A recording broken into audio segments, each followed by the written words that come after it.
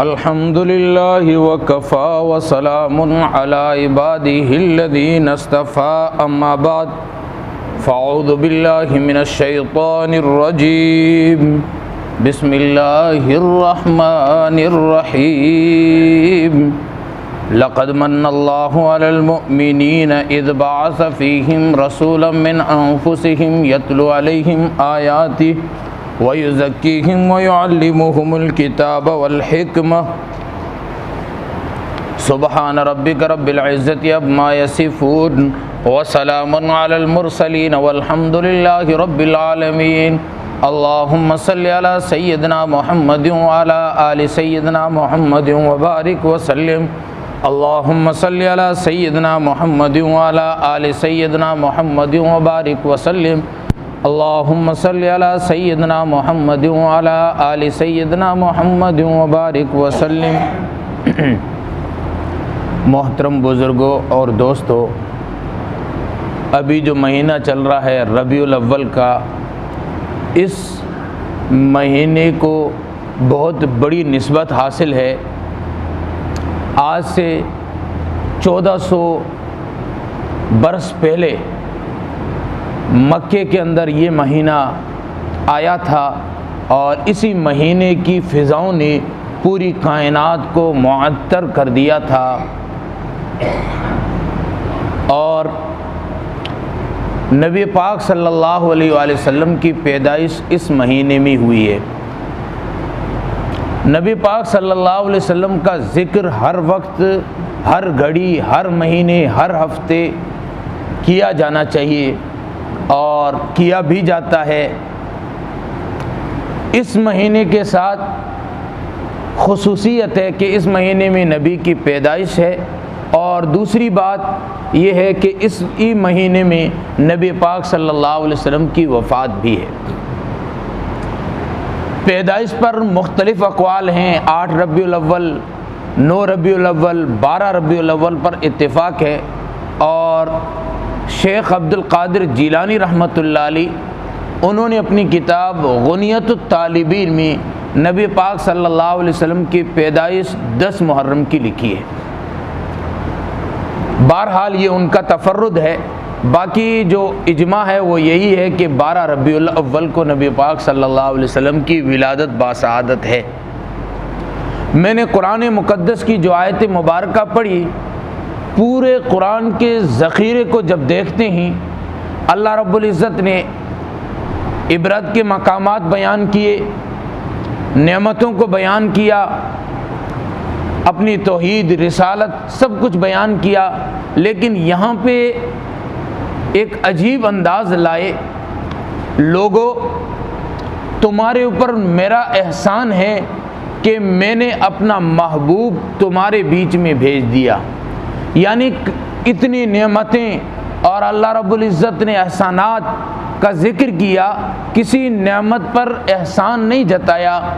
एक नेमत है जिस पर अल्लाह रब्बुल इज़्ज़त भी एहसान जताते हैं कि मैंने तुम्हारे अंदर तुम्हारी बिगड़ियाँ संवारने के लिए, तुम्हारे दिल बनाने के लिए, तुम्हें आयतें पढ़ पढ़ कर सुनाने के लिए मैंने अपना महबूब तुम्हारे अंदर भेजा है।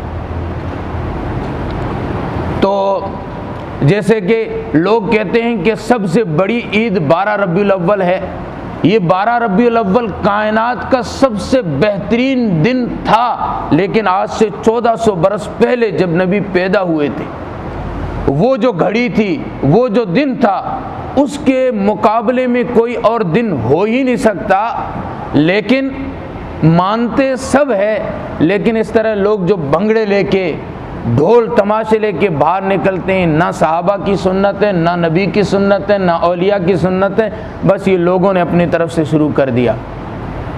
मैंने 4 साल कबल 2016 के अंदर मैंने 2 जवाबात तैयार किए थे। उस वक्त मुजद्दिद अल्फ़सानी रहमतुल्लाह अलैह का मकतूब हिस्सा नंबर 2 और मकतूब नंबर 72 सामने आया। हज़रत मुजद्दिद अल्फ़सानी रहमतुल्लाह अलैह जो 1000 साल के मुजद्दिद है, उनसे किसी ने सवाल किया, फ़ारसी ज़बान में वो मकतूब लिखे हुए हैं, कि हज़रत ये जो मीलाद मनाना, इसकी महफिलें करना, ये कैसा है। ये हज़ारवीं सदी के बुज़ुर्ग है, अभी 14वीं सदी चल रही है, आज से 400 साल पहले के बुज़ुर्ग है। तो हज़रत ने उस वक्त आज से 400 साल पहले मना कर दिया।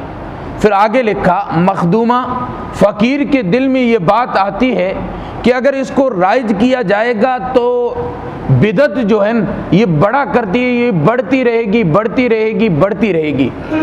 और मुझे अल्फ़सानी रहमतुल्लाह अलैह की जो बात है वो आज साबित हुई कि लोगों ने पता नहीं क्या से क्या शुरू कर दिया। तो हज़रत ने फरमाया कि इस दरवाज़े को ये बंद कर दिया जाए कि ये जो मिलाद के नाम पे लोग जो जलसे करते हैं, जुलूस करते हैं, इनको बंद कर दिया जाए तो आगे की खुराफात भी बंद हो जाएगी। ये हज़रत अक़दस मुजद्दिद अल्फ़सानी रहमतुल्लाह अलैह का मकतूब है। तो दोस्तों, बहरहाल मैं जो अर्ज़ कर रहा था कि इस महीने में नबी पाक सल्लल्लाहु अलैहि वसल्लम की पैदाइश है और अल्लाह रब्बुल इज़्ज़त ने कायनात में अपने महबूब को भेजा। मैंने पिछले साल अर्ज़ किया था, दुनिया में जो भी आए उनके करैक्टर का, उनकी ज़िंदगी का, उनकी ज़िंदगी के उसलूब का आने के बाद ज़िक्र हुआ है, लेकिन कायनात में एक शख्सियत ऐसी है जो आए बाद में है, ज़िक्र पहले है। मैं कायनात को बनने के वक्त देखूं तो अल्लाह रब्बुल इज़्ज़त ने तमाम रूहों को जमा करके, अंबिया अलैहिस्सलातु वस्सलाम की रूहों को जमा करके अल्लाह रब्बुल इज़्ज़त ने मीसाक जो लिया था उस वक्त नबी का जिक्र किया है। आदम की ज़िंदगी को देखें, उन्होंने नबी का जिक्र किया।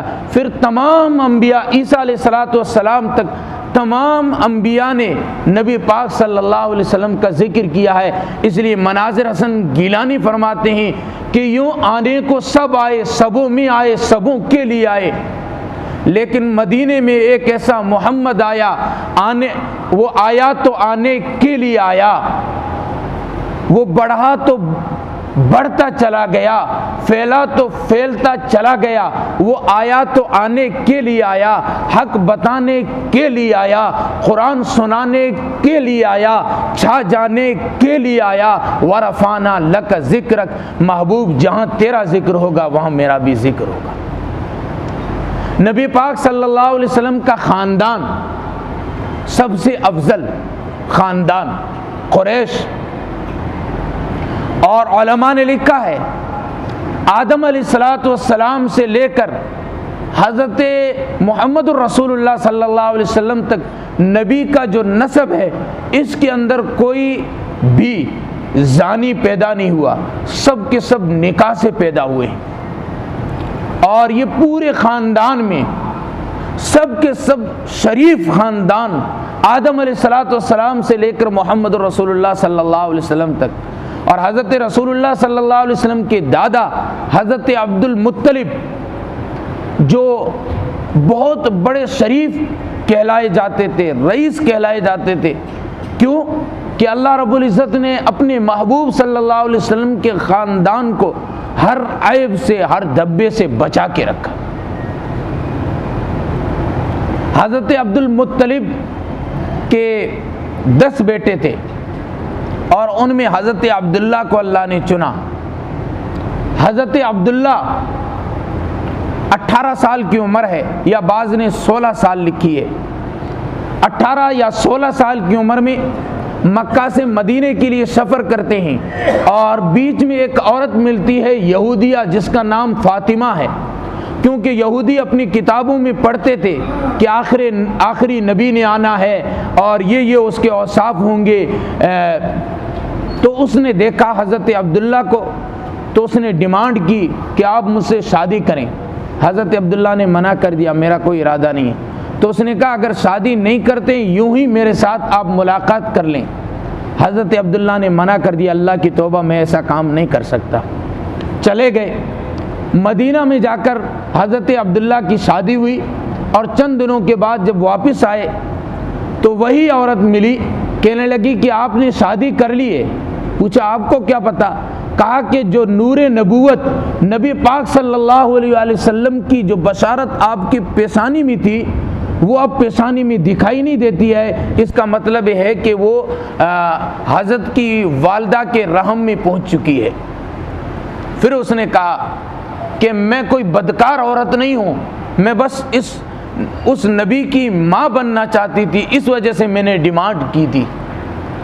तो बहरहाल फिर नबी पाक सल्लल्लाहु अलैहि वसल्लम की पैदाइश से चंद महीने पहले महबूब के वालिद मोहतरम का भी इंतकाल हो जाता है। अल्लाह बताना चाहते हैं दुनिया को कि पूरी दुनिया में जिसका दीन फैलेगा वो बचपने के अंदर यतीमी के दिन उसने देखे हैं। और एक बंदे ने अमेरिका से किताब लिखी है जो 20 जिल्दों में अंग्रेज़ी में, उसमें उसने बाकायदा ये बात कही है कि कायनात की सबसे बड़ी, मैंने 2000 के करीब हस्तियों का जिक्र इन किताबों में किया है, लेकिन उन बड़ी हस्तियों में सबसे ऊपर नंबर पे, सबसे अव्वल पोजीशन पे जो हस्ती आती है वो मोहम्मद रसूलुल्लाह सल्लल्लाहु अलैहि वसल्लम की ज़ात अक़दस है। तो फिर कायनात ने वो वक्त भी देखा है कि नबी पाक सल्लल्लाहु अलैहि वसल्लम हज़रत आमना की गोद में है, पेट में है। आमना गुजरती है, दरख्त झुक के सलामी पेश करते हैं, आमना गुजरती है। ये तबक़ात साद के अंदर ये बातें लिखी हुई है। और सीरत मुस्तफ़ा के अंदर हज़रत अल्लामा इदरीस कांदलवी रहमतुल्लाह अलैह ने भी लिखी है कि आमना गुजरती है तो ये दरख्त भी सलामी पेश करते हैं, चाँद पर नज़र डालती है, चाँद भी आदाब बजा लाता है, और जिधर थूकती है मुस्क की खुशबू महक उठती है। और वो सुबह भी आई कि हज़रत आमना ने रसूल अकरम सल्लल्लाहु अलैहि वसल्लम को जना। किसी ने कहा भी बसद अंदाज यकताई बगायते शान ज़ेबाई, अमी बनकर आमना की गोद में अमानत आई। हज़रत सैयदा आमना फरमाती है कि मेरे लख्ते जिगर की जब पैदाइश का वक्त आया, मेरे पास इतना रोगन भी नहीं था कि बत्ती जला सकूं, रोशनी कर सकूं, लेकिन जब मेरे महबूब मेरा लख्ते जिगर पैदा हुआ तो सारा घर रोशनी से भर गया, रोशनियों का सैलाब आ गया। और हज़रत उम्मे ऐमन फरमाती हैं कि जब आप तशरीफ़ लाए, नहाए हुए, खुशबूदार और खतना भी की हुई, इस हालत में आप तशरीफ़ लाए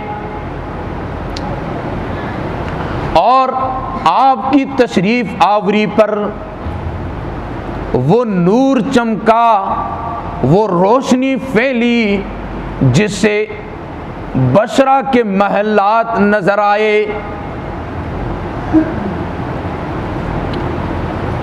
वो सुबह रबी की सहर का उजाला, बहारों ने जिसे सदियों में पाला, वो तौहीद रब की सुनाने है आया, वो उम्मत को सीने से लगाने है आया, वो मकसूद कोनो मकां आ गया है, खुदा का ज़मीं पर बयां आ गया है, रिवायत बताने हसन आ गया है, वो सारे का सारा कुरान आ गया है। शहर का वक्त था, मासूम कलियां मुस्कुराती थी, हवाएं खैर मकदम के तराने गुनगुनाती थी, अभी सूरज भी न निकला था मशरिक के मतला से, इतने में सदा आई थी अब्दुल्ला के घर से। मुबारक हो शाह दोसरा तशरीफ लाए, मुबारक हो मोहम्मद मुस्तफ़ा तशरीफ लाए। वो मोहम्मद फ़ख्र दो आलम बादशाह इंसो जां, सरवरे कौनेन सुल्तान अरब शाह अजम। एक दिन जिब्रील से कहने लगे शाह उमम, तुमने देखे ही जहां बतलाओ कैसे हैं हम। अर्ज की जिब्रील ने आफाक हाँ गर्दीदाम, महरे बुता वर्जीदाम, बिस्यार खूबा दीदाम, अम्मा तू चीज़े दीगिरी। कहने लगे आपका कोई मुमासिल ही नहीं हक की कसम, न कोई आप जैसा है न कोई आप जैसा था। कोई यूसुफ से पूछे मुस्तफ़ा का हुस्न कैसा था। हुस्न यूसुफ दमे ईसा यदे बेज़ादारी, हुस्न यूसुफ दमे ईसा यदे बेज़ादारी। आँच खूबा हमदारन तू तन्हादारी। पूरी कायनात के लिए ये हुस्न आ गया है। हज़रत कारी तैयब कासमी रहमतुल्लाह अलैह फरमाते हैं, एक इश्काल करने के बाद फरमाते हैं कि कायनात का हुस्न जो है दो हिस्सों में तकसीम किया गया है। आधा यूसुफ को मिला है, आधा पूरी कायनात को मिला है, लेकिन नबी का हुस्न तो इससे बढ़कर है। इसकी क्या वजह? ये तो आधा तो तकसीम हो चुका है। तो हज़रत कारी साहब ये इश्काल करने के बाद जवाब देते हैं खुतबात हकीमुल इस्लाम में, फरमाते हैं ये हुस्न है और मुस्तफ़ा के पास जमाल है। जमाल और हुस्न में फ़र्क हुआ करता है। तो दोस्तों, ये जो महीना है ये मनाने के लिए नहीं, ये पैगाम देता है कायनात का जो हसीन हमारे लिए रब ने भेजा है। लक़द कान लकुम फ़ी रसूलिल्लाहि उस्वतुन हसना, उसके उसवा को अपनी ज़िंदगी के अंदर डालो। ये नहीं कि चिरागा कर दिया। और अजीब है, लोग पूरी गली को सजाते हैं लेकिन वो चोरी की लाइट से सजाते हैं। पूरी गली को, पूरे शहर को सजाया जाता है, चोरी की लाइट से सजाया जाता है। हाँ, कहते हैं कि चिरागा करते हैं मुस्तफ़ा के लिए। भाई चेहरे पे दाढ़ी नहीं है, ये चिरागा किस काम का? हाँ हाँ, आज से 1400 बरस पहले भी मैंने तारीख का मुताला किया तो मुझे मिला नबी की पैदाइश पर बांदी को आज़ाद कर दिया था। अबू लहब ने घी के चिराग जलाए थे, उस जमाने का हलवा बनाया था, सब कुछ किया था कि मेरे घर में मेरे मरहूम भाई के यहाँ भतीजा पैदा हुआ है।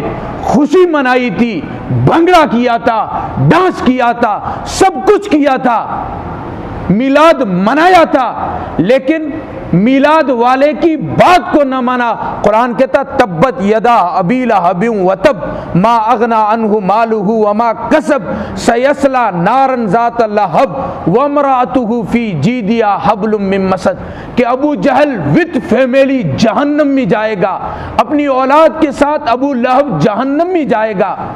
तो उसने भी तो चिरागा किया था, लेकिन मुस्तफ़ा की सीरत को नहीं माना, मुस्तफ़ा सल्लल्लाहु अलैहि वसल्लम की ज़िंदगी को अपने लिए आइडियल नहीं बनाया, तो कुछ काम ना आया। तो दोस्तों, आज भी इस ज़माने में भी असल है मुस्तफ़ा की ज़िंदगी को अपनाना। ये है सबसे बड़ा मिलाद। क्या है?